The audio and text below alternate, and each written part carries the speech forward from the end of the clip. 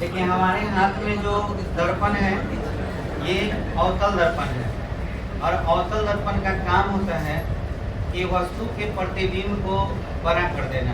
अगर कोई चीज़ छोटा है तो उसको ये कैसा करके दिखाएगा, बड़ा करके दिखाएगा। जैसे इनके हाथ में देखिए ये पेन है, तो पहला बात कि बड़ा करके दिखाएगा वो अलग चीज़ है, लेकिन उल्टा दिखाएगा। ठीक है, तो आपको बताना है कि आपको क्या दिखाई दे रहा है, पेन उल्टा दिखाई दे रहा है या सीधा इसमें देख पा रहे हैं? जोर से बोलिए भाई। ऐसा दिख रहा है, उल्टा दिखाई दे रहा है, उल्टा दिखाई दे रहा है। अब धीरे धीरे नजदीक लाते जाइए पेन। उल्टा आपको दिखाई दे रहा है कि अब सीधा दिखाई दे रहा है? दिखाई नहीं दे रहा। नहीं दिखाई दे रहा, देखने की कोशिश कीजिए। जाके जाके हाँ, दिखाई दे रहा है। कैसा सीधा? और अब देखो जी, बता रहे हैं कि जब नजदीक ला रहे हैं तो सीधा हो जा रहा है और दूर ले जा रहे हैं तो उल्टा हो जा रहा है। इससे क्या समझे? दूरी अधिक होने पर इसमें प्रतिबिंब कैसा बनता है? अरे वो उल्टा बनता है, ठीक है। उल्टा बना तो ये वास्तविक है कि काल्पनिक? वास्तविक है, ठीक है। और काल्पनिक प्रतिबिंब कब बन रहा है? जब नजदीक आ रहा है। तो अब एक एग्जाम में बहुत बेहतरीन सवाल आता है। वैसे 10 क्लास में क्वेश्चन आता है कि हजामत बनाने में कौन सा दर्पण प्रयोग करना है। आपने ये तो जरूर सुना होगा अवतल दर्पण, लेकिन क्वेश्चन में अगर ये पूछ दिया जाए कि हजामत बनाने के लिए चेहरा कहाँ रखना चाहिए, ये बहुत इंटरेस्टिंग सवाल है कि ये अगर अवतल दर्पण है तो इसमें आप अपना चेहरा देख करके दाढ़ी बनाना चाहते हैं तो चेहरा कहाँ रखना चाहिए? नजदीक रखना चाहिए। आपको बताए थे कि प्रतिबिंब की स्थिति अवतल दर्पण में फोकस से पहले और अनंत के बीच जितना प्रतिबिंब बनता है क्या होता है? वास्तविक और उल्टा होता है। और काल्पनिक कब बनता है? जब फोकस और ध्रुव के बीच, फोकस एफ और पी याद कीजिए, बताए थे एफ और पी के बीच में जब हम वस्तु रखते हैं तो उसका इमेज क्या हो जाता है? बड़ा हो जाता है और इस साथ साथ क्या हो जाता है? काल्पनिक हो जाता है, सीधा हो जाता है। तो हम अच्छे से उसमें अपने चेहरे को देख पाते हैं। तो एक बहुत इंपॉर्टेंट सवाल ये कि दाढ़ी बनाने के लिए चेहरा को कहाँ रखना चाहिए? एफ और पी के बीच। तो जहाँ से प्रतिबिंब सीधा बनना शुरू हुआ वहीं से शुरू हो जाता है एफ, और उसके बाद यहाँ जो बीच का सेंटर है वो क्या है? पी है। ये बात समझ में आ गया? लेकिन अगर आप इसमें देखिए उत्तल दर्पण, ये हमारे पास उत्तल दर्पण है, इसमें आप कुछ भी देखिए आपको कैसा दिखाई दे रहा है? सीधा, छोटा के बड़ा? छोटा। देखिए आप लोग इसमें कोई भी चीज देखिए सब छोटा ही आपको दिखेगा, दिख रहा है। और ये उठा हुआ है तो उत्तल दर्पण। अब हमको ये बताइए कि हमको इधर साइड वाले में जो गाड़ी होता है बाइक, उसके साइड मिरर के रूप में इन दोनों में से किसको लगाना चाहिए? क्यों इसको क्यों लगाएं? क्योंकि हमें पीछे के चीजों को बहुत अच्छे से करके दिखाएगा, लेकिन ये अगर लगा देंगे तो क्या होगा? अब हम लोग अब सुनिए, इसमें आपको थोड़ा सा लाइट के बारे में हम लोग कहते हैं कि लाइट इस पर पड़ता है तो लाइट किधर भागता है। जैसे पहले अवतल दर्पण में हम देखते हैं, मतलब इसको पकड़े रहिए, इसी तरह से पकड़े रहिए, ऐसे ऐसे। देखिए हम इस पर लाइट भरेंगे अलग अलग एंगल पर, तो इस हिसाब से देखिए ये किधर जाएगा। हमने आपको बोला था कि समांतर किरण अगर बांटते हैं, अगर हम समांतर टॉर्च इस पर मारेंगे, मुख्य अक्ष कहाँ पर होगा? इसके बीच में होगा, यहाँ पर बीच में इसका क्या है? मुख्य अक्ष है। अब इसके साइड में कहीं पर भी हम लाइट देंगे तो लाइट टर्न हो करके किधर भागेगा? फोकस की ओर भागेगा। देखते हैं ऐसा होता है कि नहीं। जैसे ये आपका लाइट का रे दिख रहा है आपको, ये रे दिख रहा है, ये रे दिखाई दे रहा है, देखिए दिख रहा है। अब इस लाइट के रे को हम यहाँ पे, अगर नहीं दिख रहा है तो थोड़ा अंधेरा कर लेंगे, दिख रहा है सर। अब देखिए अंधेरा करने से मुंह कैसा खराब हो गया क्या हमारा जी? अब ये रे दिख रहा है। आइए अब इसको हम यहाँ थोड़ा सा ऊपर कीजिए, थोड़ा सा इधर पड़े सर, वही पढ़िए ना। ठीक है, ये ठीक है।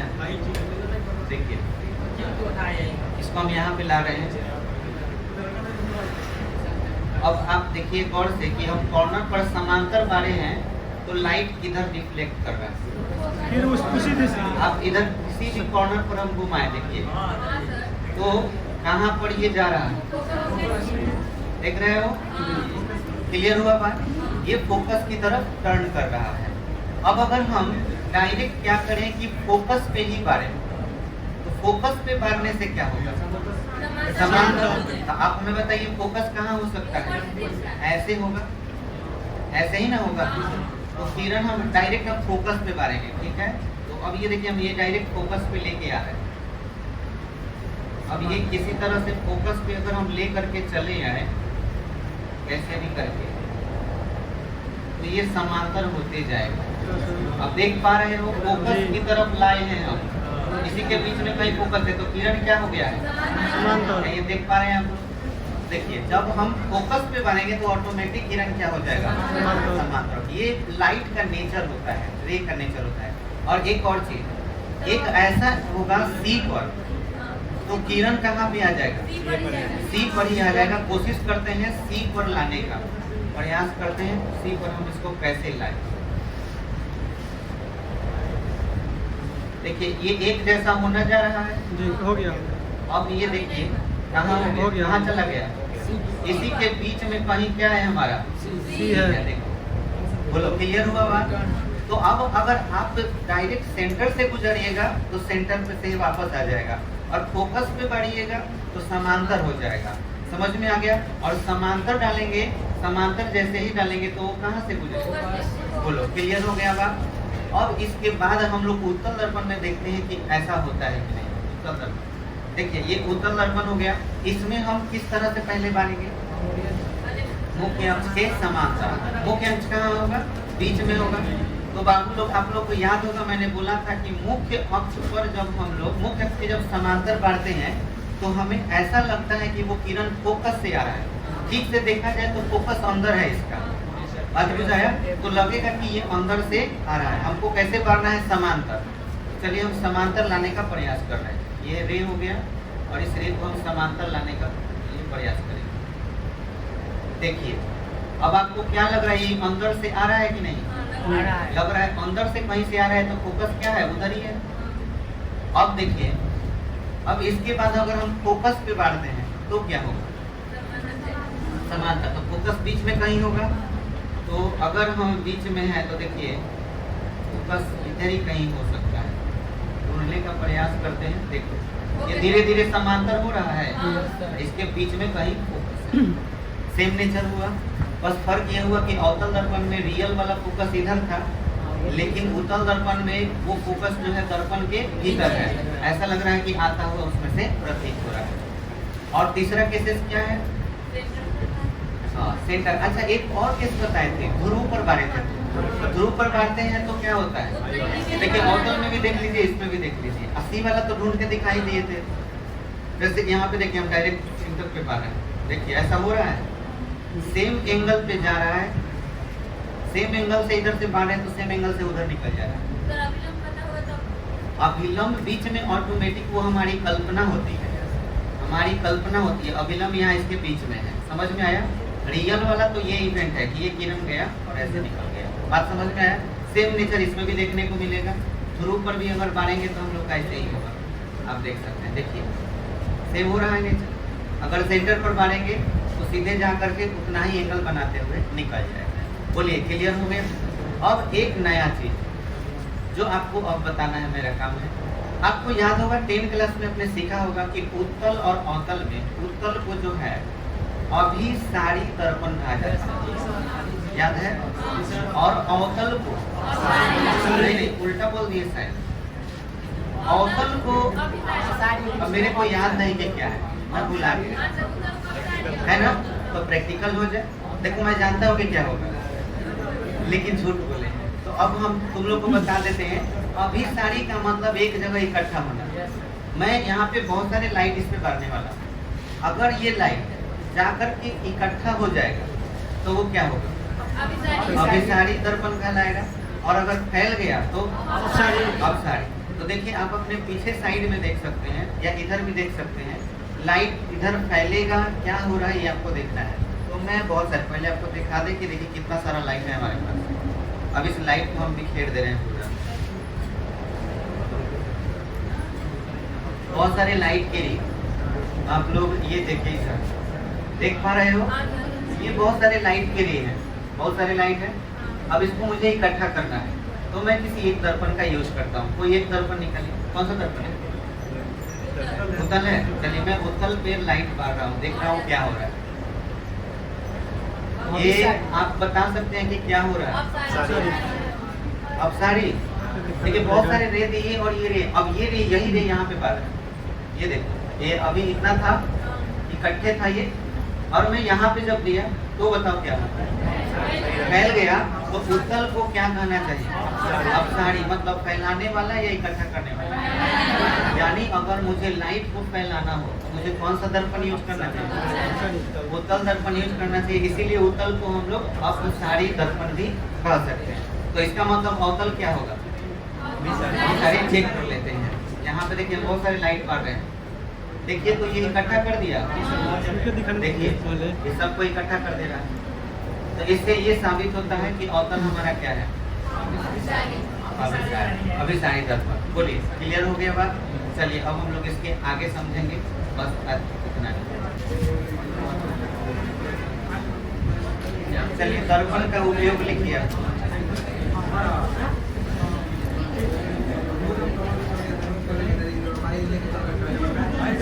दर्पण का उपयोग, दर्पण का उपयोग हो गया। हम सबसे पहले आपको समतल दर्पण पढ़ाए थे, तो नंबर 1 में लिखिएगा समतल दर्पण का उपयोग। दर्पण का उपयोग हेडिंग दे करके नंबर 1 में लिखिएगा समतल दर्पण का उपयोग। समतल दर्पण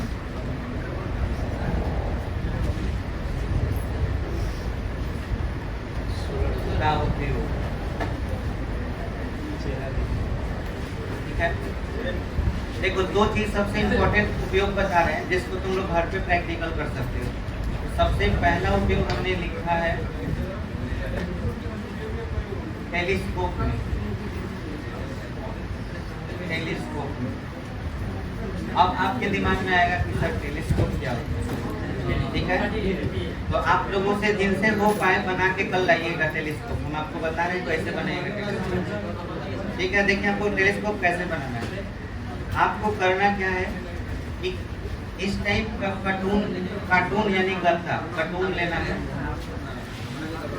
ऐसा कार्टून लेना है, ठीक है। और इस यह कार्टून काट करके उसको चिपका भी सकते हैं, ठीक है। और कार्टून में देखिए ध्यान रखिएगा, आपको ये डिजाइन जरूर बनाना है। कार्टून इस टाइप का होना चाहिए, इस डिजाइन का, ठीक है, ऐसा होना चाहिए। समझ में, इस तरह से कार्टून का डिजाइन होना चाहिए। अब इसमें आपको करना क्या है कि ये वाला जो पार्ट देख रहे हो, ये वाला पार्ट इतना दूर आपको कार्टून काट के हटा देना है, यहाँ पर, ठीक है। और इस जगह पर आपको क्या करना है कि इसी के नाप का एगो समतल दर्पण लेना है। समतल दर्पण नाप करके काटा हुआ समतल दर्पण, छोटा सा समतल दर्पण होना चाहिए।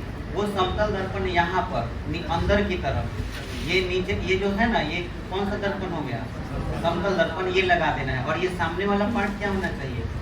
खुला हुआ रहना चाहिए। बोलो क्लियर हो गया? और समतल दर्पण का ये वाला पार्ट जब खुला रहेगा तो उसके बाद देखिए आपको क्या करना है, हर चीज खुला हुआ है, ठीक है। अब इसमें और फिर यहाँ पर देखिए इस जगह पे मैंने आपको जो बोला बीच वाला कार्टून वाला हिस्सा समझ में आ रहा है। आप लाइट रिफ्लेक्शन को अच्छी तरह समझते हैं। लाइट रिफ्लेक्शन का काम क्या होता है? प्रकाश जो होता है वो उस पर पड़ती है और पड़ने के बाद जो है परावर्तित होकर फिर दूसरे समतल दर्पण पर भी हमको ले जाना है। तो टेलीस्कोप सीधा बोलने का मतलब हुआ कि प्रकाश जब हमारे पास आए तो हम उसको किसी समतल दर्पण से परावर्तित करके किसी दूसरे समतल दर्पण पर लेकर के आ जाए। ये बात समझ पा रहे हैं? तो मान के चलो कि यहाँ से लाइट आया, ये लाइट का किरण है। हम चाहते हैं कि इसको ऐसा तरीका से इसका उपाय करें कि ये लाइट जो है किसी समतल दर्पण पर पड़े। जैसे मान के चलो कि ये किसी समतल दर्पण पर पड़ा है, तो समतल दर्पण ऐसे बनाए हुए, ठीक है। ये ऊपर वाला कलई किया हुआ पार्ट है और ये कौन सा दर्पण है? समतल दर्पण। अब इस दर्पण को हमने एक डिब्बा में भर दिया, ये डिब्बा हो गया, ठीक है। ये डिब्बा यानी कार्टून में भर दिया। और कार्टून में ये वाला इतना वाला हिस्सा को क्या करना है, खाली रखना है। समझ पा रहे हो ना कैसे बनाना है। और ये नीचे तक जितना लंबा करना चाहो कर सकते हो, लेकिन ध्यान रखना ये लाइट आए तो जब लाइट ये पड़ेगा तो ये जितना ज़्यादा बड़ा होगा उतना ही रिफ्लेक्शन आगे तक पहुँचेगा। जैसे ही रिफ्लेक्शन आगे पहुँच रहा है तो आपको यहाँ पर एगो समतल दर्पण लगा देना है, समझ में, इस जगह पर, और ये पेंट किया हुआ। और ये वाला हिस्सा आपको खाली रखना है। यहाँ पे जो दर्पण लगा दिए ऐसे, तो ये दर्पण लगा दिए तो ये वाला हिस्सा खाली रहा, और ये वाला ऐसे, इसको कितना है पर ऐसे यहाँ पे शीशा जो है आपको चिपका देना है, यानी दर्पण चिपका देना है। ये कार्टून का हिस्सा हो गया। इसमें और कुछ कागज वगैरह भर के सेट कर सकते हो, यहाँ भी कागज वगैरह भर के सेट कर सकते हो। हाई जो है कार्टून रहेगा, पूंछ जिसको हम लोग बोलते हैं, ये खाली छोड़ देना है। अब देखो होगा क्या, तुम अगर कोई वस्तु को देखोगे इसके जरिए, यहाँ से अपना आंख लगा करके इसमें देखोगे तो तुम्हें यहाँ इधर की वस्तु इस दर्पण में दिखाई देगी। बात बुझाया, क्लियर हो गया। इसका उपयोग पता है सबसे ज्यादा कहाँ होता है, आर्मी में। आर्मी में कहाँ यूज होता है, जैसे मान के चलिए कि कोई जंग छिड़ा हुआ है और फायरिंग शुरू है, तो फायरिंग शुरू होता है तो जब लोग लड़ाई करता है तो बंदूक चलाने के लिए वो लोग यहाँ पे नीचे गड्ढा खोल करके उसमें रहता है ना। और अगर वो थोड़ा सा भी ऊपर जाएगा तो सर में गोली लग सकता है। अगर सर में गोली लग सकता है तो हम खड़ा ही क्यों करेंगे, हमको दुश्मन को ही ना जानना है कि दुश्मन कहाँ छिपा हुआ है और वो फायरिंग कहाँ से कर रहा है।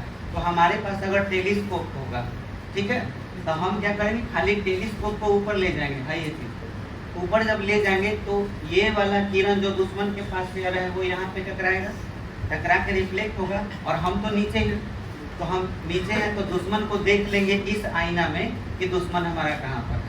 समझ में आया।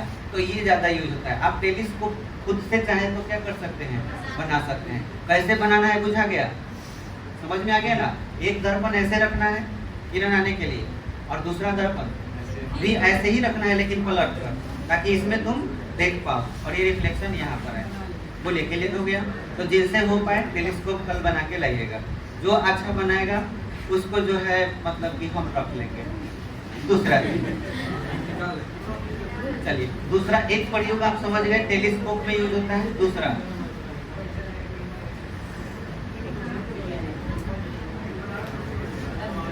एक होता है कैलिडोस्कोप। ये बनाना और आसान है, कैलिडोस्कोप बनाना और आसान है। कैलिडोस्कोप क्या होता है ये भी समझिए। इसको बनाने के लिए आप क्या कर सकते हैं, इस टाइप का 3 ठो कांच लेना है, इस टाइप का, समझ में आया। और इस टाइप के कांच को ले करके त्रिभुजाकार रूप में इसको जो है सरिया देना है, साट देना है। जैसे इसको और इसको सेम साइज का होगा तो इसको कुछ इस तरह से, जैसे कि ये वाला एक टुकड़ा हो गया, ये वाला और ये वाला, और ऐसे करके त्रिभुजाकार टाइप पे एक नीचे प्लेट रहेगा, एक ऐसे रहेगा और एक ऐसे रहेगा। समझ में, साट देना है। और साट देने के बाद वो हमारा तैयार हो गया क्या चीज, कैलिडोस्कोप। अब इस स्कोप के जरिए आप क्या कर सकते हैं कि कोई भी चीज को देखिएगा तो आपको उसमें अलग अलग रंग का, अलग अलग तरह का बहुत अच्छा देखने में लगेगा। कोई भी चीज को देखिएगा तो बहुत अच्छा दिखेगा। मतलब अच्छा दिखने के लिए किसी चीज को रंग बिरंगा या कुछ अलग दिखने के लिए हम लोग कैलिडोस्कोप बनाते हैं। बच्चों को खेलने के लिए या खुद से भी हम लोग उसको समझ माने किसी चीज को अच्छा से, किसी को फोटो लेने के लिए कैलिडोस्कोप का। अब कैलिडोस्कोप का आजकल फोन में सॉफ्टवेयर भी आ रहा है, ठीक है, उसका यूज करके भी आप कैलिडोस्कोप का प्रयोग कर सकते हैं। समझ में आ गया। चलिए दूसरा, तीसरा प्रयोग हमारा हो सकता है। अब ये नॉर्मल, ये तो दो प्रयोग आपको शायद नहीं पता होगा। अब बाकी प्रयोग क्या है, समतल दर्पण का। समतल दर्पण नॉर्मल है कि आईना के रूप में प्रयोग किया जाता है, आईना के रूप में। समझ में आया। और क्या चीज में किया जाता है, इस चीज में solar cooker, yes, solar cooker. और बताओ और क्या हो सकता है। चलिए काफी है, इतना लिख लीजिए, फिर आगे बढ़ते हैं।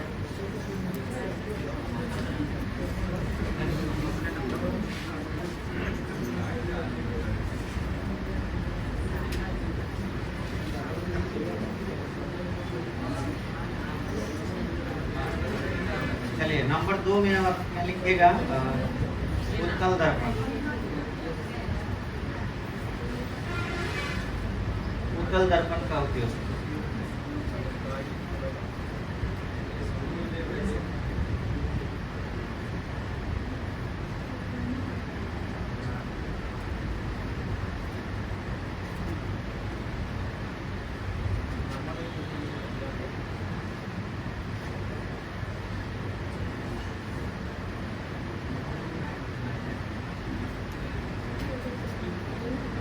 उत्तल दर्पण का उपयोग बोले। नंबर 1,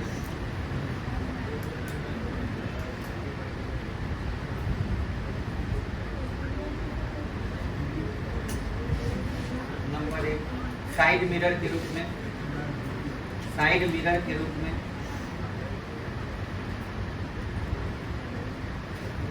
साइड मिरर के रूप में। नंबर 2 प्रकाश को फैलाने के लिए, प्रकाश को फैलाने के लिए, प्रकाश को फैलाने के लिए।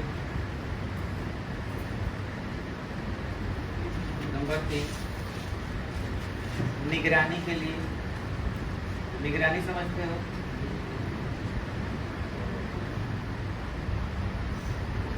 निगरानी के लिए, निगरानी के लिए। अब देखिए कभी भी कहीं ऐसे अगर जगह आप जाएं जहां आपको इस टाइप का बड़ा सा प्लेट टांगा हुआ नजर आए ऊपर, ठीक है, ऐसे टांगा हुआ रहेगा और ये वाला पोर्शन थोड़ा सा उठा हुआ रहेगा। जैसे आप मेट्रो स्टेशन पे जाइएगा ना, मेट्रो स्टेशन दिल्ली चले जाइए या कोलकाता, तो मेट्रो स्टेशन पर इस टाइप का मोटा सा उठा हुआ प्लेट नजर आएगा स्टेशन के पास।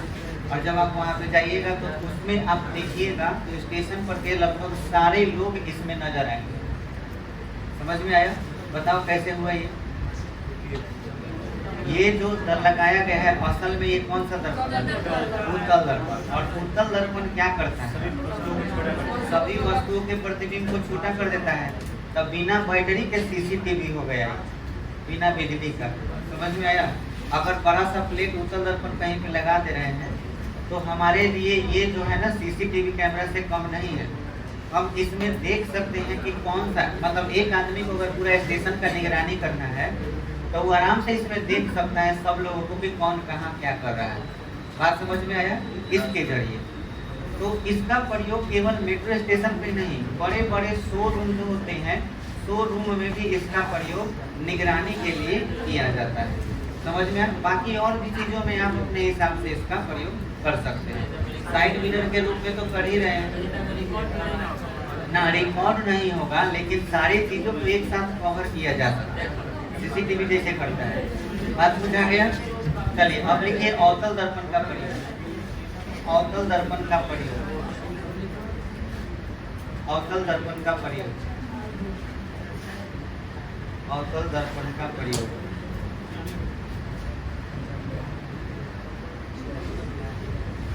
अवतल दर्पण का प्रयोग हो गया। पहले तो आप लिख लीजिए हजामत बनाने में, हजामत बनाने में, और नोट में वहाँ पे लिख दीजिएगा चेहरा हमेशा फोकस और ध्रुव के बीच होना चाहिए। चेहरा हमेशा फोकस और ध्रुव के बीच होना चाहिए। और कहीं और रखेगा तो क्या उल्टा हो जाएगा, तो दाढ़ी बन जाएगा, दाढ़ी के बजाय गोड़ बन जाएगा। विशाल जी आप बहुत अच्छे लग रहे हैं, आप ही को बोल रहा विशाल जी को। आईना में अपना चेहरा देखिए, देख लिए हो? चलो ठीक है।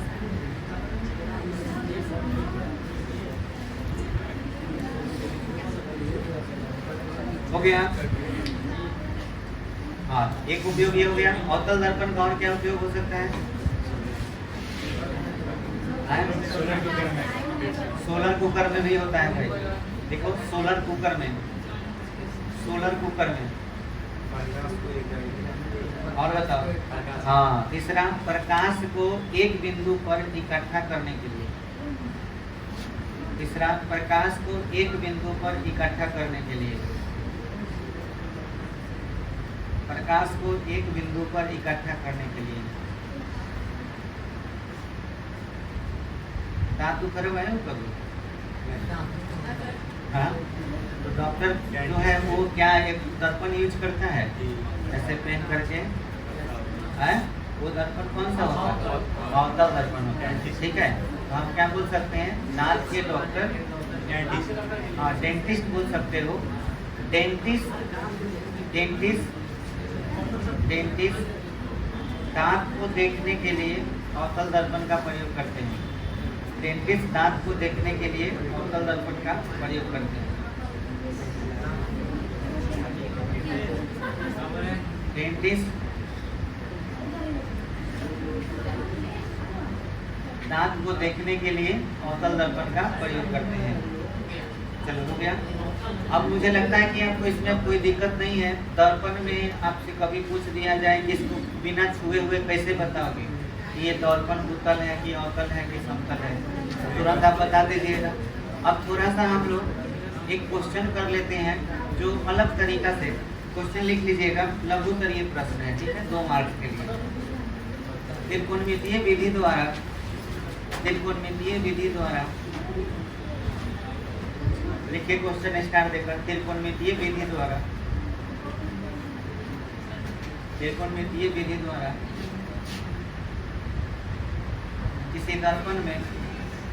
किसी गोलीय दर्पण में F बराबर R/2 सिद्ध करें। F बराबर R/2 सिद्ध करें। F बराबर R/2 सिद्ध करें। हो गया। आइए देखिए, इसे देख लेते हैं, सिद्ध कर लेते हैं। हमारे लिए सबसे ज्यादा यूजफुल कौन सा दर्पण है? अवतल, ठीक है। तो अवतल दर्पण से ही प्राय हम इसको साबित करेंगे। करने के लिए किससे भी कर सकते हैं। तो सभी बच्चे एकदम ध्यान हमारे तरफ, कैसे इसको सॉल्व करेंगे। हमको साबित करना है F बराबर R/2। वैसे मैं बता चुका हूँ कि ये कैसे होता है, लेकिन हम त्रिकोणमितीय विधि द्वारा आपको बता रहे हैं। मान लीजिए कि ये हमारा अवतल दर्पण हो गया, ठीक है। और ये हमारा क्या हो गया? मुख्य अक्ष हो गया। और ये हमारा P हो गया, यहाँ पे F हो गया, और यहाँ क्या हो गया? C हो गया, ठीक है। हमें साबित करना है F बराबर R/2, नहीं ना? तो F बराबर R/2 अगर साबित करना है तो मान के चलिए एक प्रकाश की किरण कहीं समांतर आया। प्रकाश का किरण ऐसे आया समांतर। जब ये समांतर आता है तो कहाँ से गुजरता है?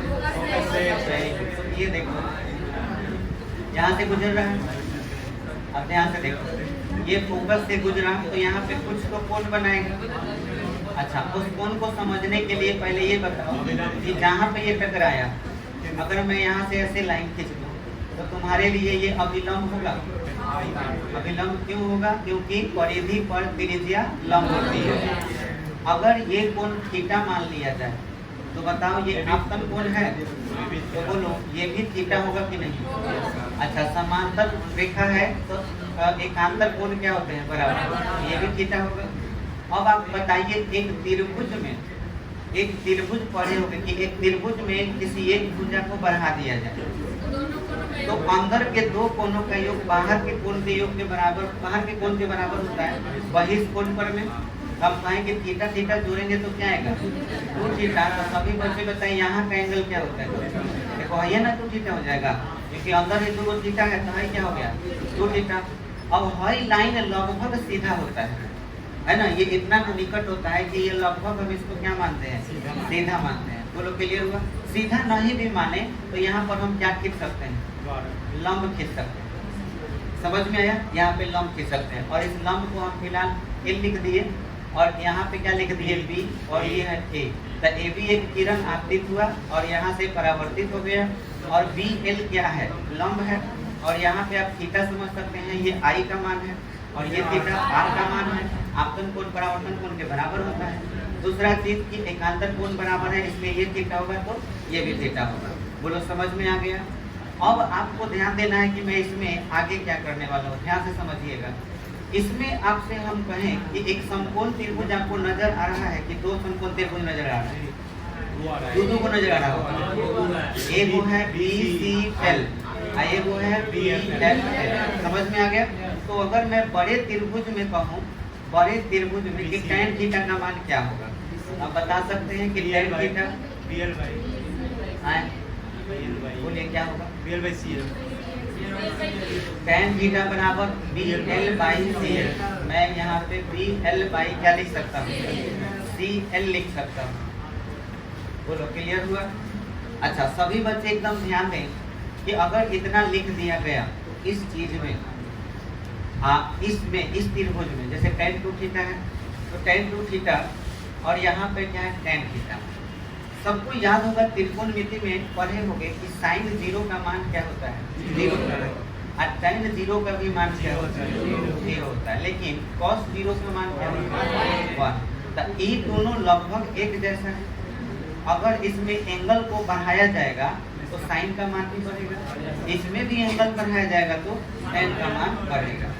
अब मैं एक सवाल तुमसे पूछना चाहता हूँ जो सैंडविच ने बताया था, सैंडविच नाम के साइंटिस्ट, मैथमेटिशियन था एक्चुअली। तो tan और यहाँ पर 0.01 लिख देंगे तो ये वैल्यू कितना हो जाएगा? लगभग 0.01 ही हो जाता है, क्योंकि ये वैल्यू जब 0 है तो क्या हो जाएगा? 0। अगर 0.001 लिख देंगे तो भी इसका वैल्यू कितना माना जाएगा? 0.001, क्योंकि ये कितना के करीब है? 0। कहने का तात्पर्य कि जब 0 का मतलब 0 हो सकता है तो 0.01 का मतलब भी क्या होगा? 0.01। ऐसा बोला गया। माने सीधे सीधे ये समझो कि अगर यहाँ थीटा लिख दिया जाए तो साइन थीटा बराबर क्या होगा? थीटा। कब? जब थीटा का मान बहुत ही छोटा हो तब। बात बुझाए? तो आपको मैं बता दूं कि आप हमें ये बताइए कि दैनिक जीवन में जो भी आप दर्पण देखते हैं, अवतल दर्पण देखिए या उत्तल दर्पण, आप कभी भी सैलून में जाइए और सैलून में जब आप खड़ा हो जाइएगा तो उसमें आप अपने आप को दर्पण में देखिए, आप छू के देखिए दर्पण को, आपको कहीं भी ऐसा नहीं लगेगा कि दर्पण खाल है। ऐसा फील होता है? कभी नहीं होता है। अवतल दर्पण हो चाहे उत्तल दर्पण, ये ज्यादा खाल मतलब नहीं बनाया जाता है। समझ में आया?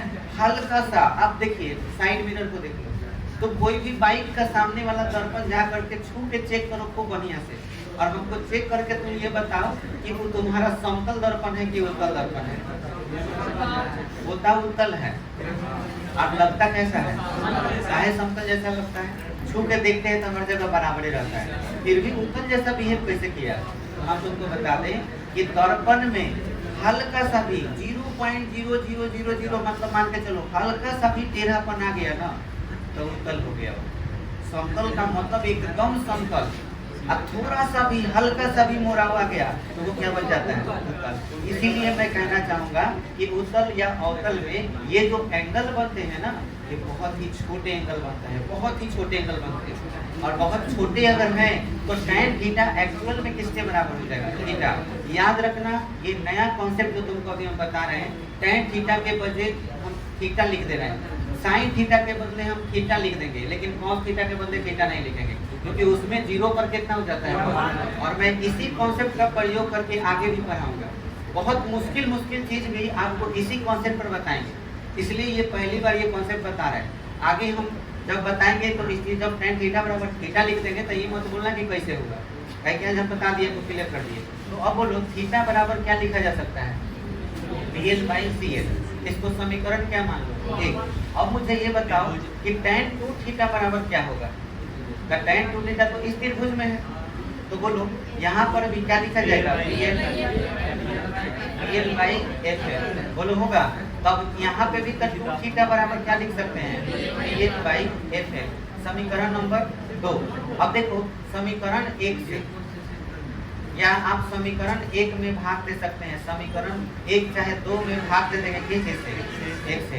तो 2 थीटा में भाग दे रहे हैं किस चीज से? अब ध्यान दीजिए, हम इसमें 2 थीटा में भाग दिए कितना से? थीटा से। और इधर BL/FL में भाग दिए काफी से BL/CL।